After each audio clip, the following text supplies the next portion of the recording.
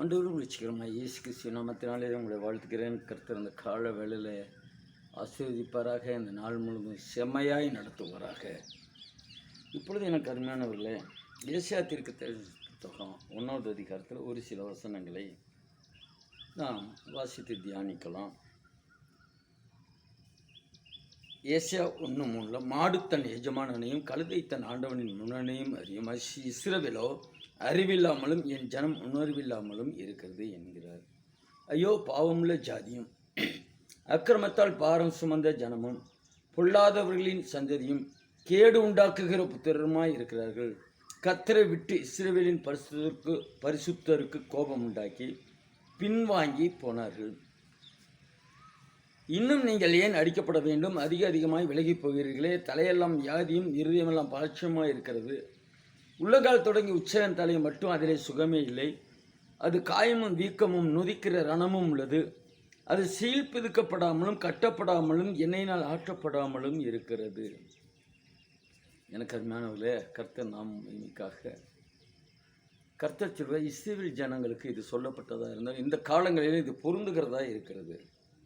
மாடு தன் எஜமானை அறியும், கழுதை தன் ஆண்டவன் முன்னணி அறியும், இஸ்ரவேலோ அறிவில்லாமலும் என் ஜனங்கள் உணர்வில்லாமலும் இருக்கிறது என்கிறார். இன்னைக்கு உணர்வு குறைந்து வருகிறது.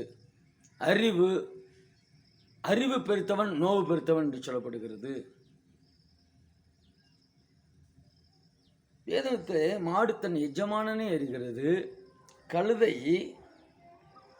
தன் ஆண்டவனின் முன்னணி அறிகிறது. ஆனால் இஸ்ரவேலோ அறிவில்லாமையினால் உணர்வில்லாமலும் இருக்கிறது என்கிறார். இன்னைக்கு அறிவும் உணர்வும் மிகவும் குறைந்து வந்து கொண்டிருக்கிறது. உணர்வு உள்ளவர்கள் ஆராய்ந்து பார்ப்பார்கள்.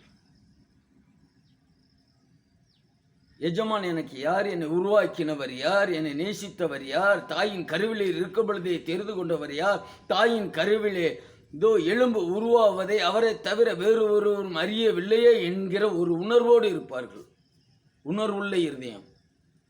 இன்னும் அநேகரை பார்க்கும் பொழுது கர்த்தர் செய்த நன்மைகளும் ரட்சிப்பையும் அவருடைய கல்வார் இரத்தத்தினால் கழுவப்பட்டதை மறந்து போய் கண் சொருகி போன குருடரை போல் வாழ்ந்து கொண்டு இருக்கிறதை வேதமும் சொல்லுகிறது. நாம் நேரடியாக பார்க்கவும் முடியும். மாடுக்கு அறிவு இருக்கு, கழுதைக்கு அறிவு இருக்கு. தன்னை உண்டாக்கின கர்த்தரை அறிகிற அறிவு மட்டும் உணர்வோ ஜனங்களுக்குள்ளாக மங்கி வருகிறது. இங்கே சொல்லப்படுகிறது, ஐயோ பாவமுள்ள ஜாதியும் அக்கிரமத்தால் பாரசுமந்த ஜனம் பொல்லாதவர்களின் சந்ததி கேடு உண்டாக்க புத்திரமாய் இருக்கிறார்கள். கர்த்தரை விட்டு இஸ்ரவேலின் பரிசுத்தர் கோபம் உண்டாக்கி பின்வாங்கி போனார்கள். எந்த ஒரு மனுஷன் கர்த்தரை விட்டு பின்வாங்கி போகிறானோ அவனை குறித்து கர்த்தருக்கு கோபம் உண்டாயிருக்கும். ஆரம்பத்திலே ரட்சிக்கப்பட்ட உடனே பெரிய வைராக்கியமா அதை செய்வோம் இதை செய்வோம். என்ன செய்கிறோம்? ஊழியம் செய்ய ஆசை. என்ன ஊழியம் செய்கிறோம்? எத்தனை ஆத்துமக்களை ஆதாயப்படுத்துகிறார்கள் ஆவிக்குரிய இஸ்ரவேலர். ரட்சிக்கப்பட்ட காலங்களிலிருந்து 25 வருஷம் 20 வருஷம் 15 வருஷம் 10 வருஷம் 5 வருடம் இதோ ரட்சிக்கப்பட்ட அந்த நாட்களிலே ஒரு மனுஷனை கூட ஆத்துமரிச்சிப்பு அருமையானது என்கிறதை குறித்து அக்கறையற்ற ஒரு ஜீவிதம். இது பாவமுள்ள ஜாதி.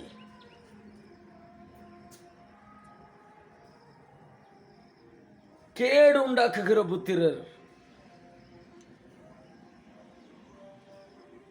கர்த்தரை விட்டு இஸ்ரவேலின் பரிசுத்தர் கோபம் உண்டாக்கி பின்வாங்கி போகிறவர்கள்.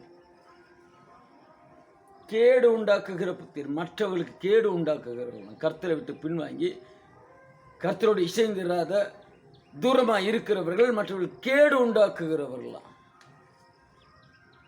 இந்த கேட்டுக்கெல்லாம் தப்பிக்க வேண்டும் என்றால் கர்த்தராகிய இயேசுவின் நாமத்தை மகிமைப்படுத்தி துதித்து ஸ்தோத்தரித்து அவர் செய்கைகளை பிரசித்தப்படுத்தி அவர் நாமத்தை பிரஸ்தாபப்படுத்த வேண்டும் என்று சங்கீதம் 105 சொல்லப்படுகிறது. இன்னும் ஏன் நீங்கள் அடிக்கப்பட வேண்டும்?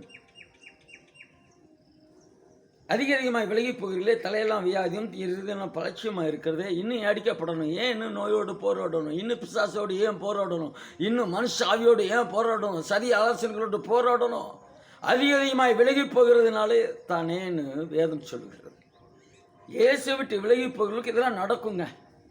அப்படின்னு வேதம் சொல்கிறது, நான் சொல்லலை. அடுத்து உள்ளங்கால் தொடங்கி உச்சந்தலை மட்டும் அதில் சுகமே இல்லை.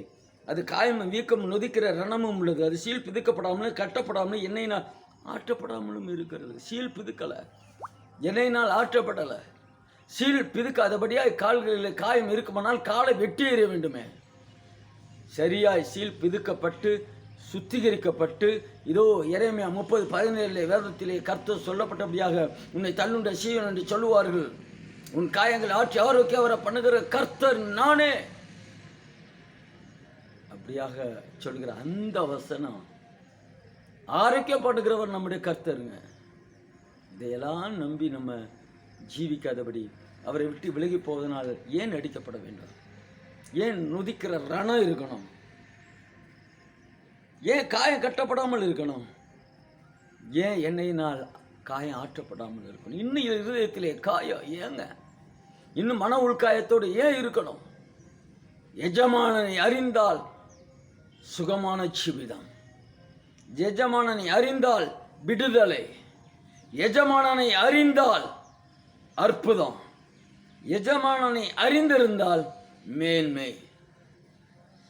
அந்த எஜமானன் இயேசு, அவரே நமக்கு அடிக்கப்பட்டு ரத்தம் சிந்தி ஜீவனை கொடுத்து 3ஆம் நாள் உயிர்த்து மீண்டு வரப்போகிற ராஜாதி ராஜா. பாவிகளை நேசித்து பாவிகளை ரட்சிக்க வந்த நல்ல தெய்வம் அவர். அவரை அறிந்து கொள்ளணும்.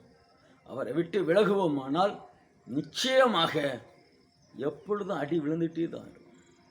அதுதான் சொல்றார். இன்னும் நீங்கள் ஏன் அடிக்கப்பட வேண்டும்? அதிகமாய் விலகி போகிறீர்களே, தலையெல்லாம் வியாதி, இருதயமெல்லாம் பலட்சியமாக இருக்கிறதே. ஸோ அவரை விட்டு விலகி போக வேண்டிய அவசியம் இல்லை. அவரோடு இசைந்து இருப்போமானால் ஆரோக்கியம் உண்டு, சமாதானம் உண்டு, சந்தோஷம் உண்டு, பிசாசின் பிழிந்து விடுதலை உண்டு. பிசாசு தொட முடியாதபடி கர்த்தர் வேலி அடைப்பார். ஐயோ, பில்லி சூன்யத்தினால் பாதிக்கப்பட்ட குடும்பமே வேதனைப்படுகிறது. ஏங்க விலகி போக வேண்டாம், ஏறிஸ்ட வந்துடுங்க. கர்த்தர் அவர் நாமத்தினால், என் நாமத்தில் எதை கட்டாலும் செய்ய வேண்டும். அவர் நாமத்தினாலே பிசாசுகள் நடுநடங்கும், அற்புதம் நடக்கும். அந்த இயேசு தெய்வத்திடம் வந்து விடுவோம். கர்த்தர் உங்களை ஆசிரிப்பாராக. ஒரு சின்ன ஜெபம் பண்ணும். இரக்கம் உன்னதமான எங்கள் அன்பு தெய்வமே ஆசிரியக்கப்பட்ட இந்த வேலைக்கால் நீர் ஆண்டவர் உண்மை குறித்து வெளிப்படுத்த கிருபைக்கால் நன்றி.